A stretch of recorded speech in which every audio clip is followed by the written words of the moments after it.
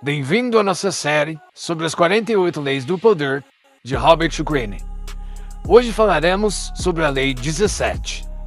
Mantenha os outros em estado latente de terror.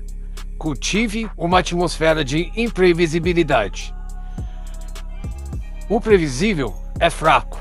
Quando as pessoas sabem o que você vai fazer, elas sabem como te controlar. Mas quando você se torna imprevisível, você domina o jogo. A imprevisibilidade gera medo, desconforto e respeito. As pessoas se preparam para o pior, mesmo quando você não faz nada. Use o inesperado como arma. Seja calmo hoje, explosivo amanhã.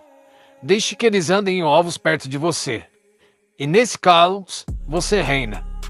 Mantenha os outros em estado latente de terror. Siga a alfa da mentalidade para mais poder todos os dias.